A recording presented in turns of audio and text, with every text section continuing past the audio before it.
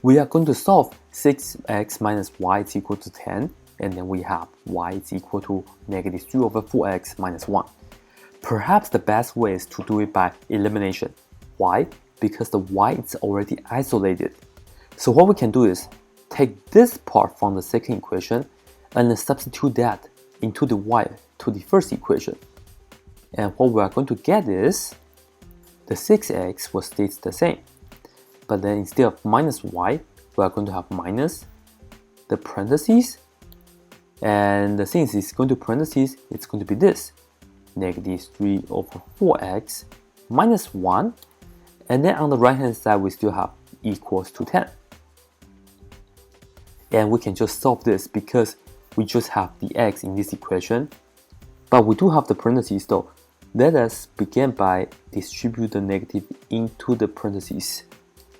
So we have 6x and negative times a negative 3 over 4x, it's going to be plus 3 over 4x, negative times negative 1, that's plus 1. On the right hand side, we still have equals to 10. And we arrive at a small trouble because this equation has a fraction, 3 over 4. But we can easily take care of that by multiplying everything by 4, the common denominator, which is just this 4. So I will do that. It's going to be easier. Multiply everything by 4. This way, we don't need to deal with fraction afterward. 4 times 6x is 24x. 4 times 3 over 4, the 4 cancels out. So we have plus 3x.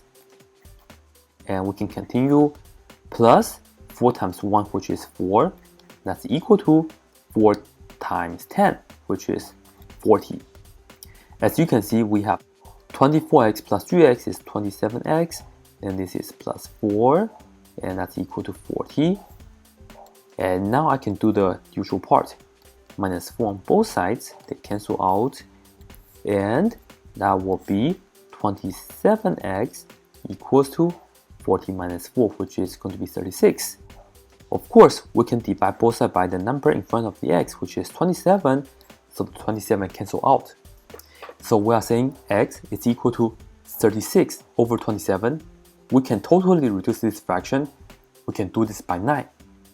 9 goes into 36 4 times, and 9 goes into 27 3 times. So what we're saying is we have x is equal to 4 over 3.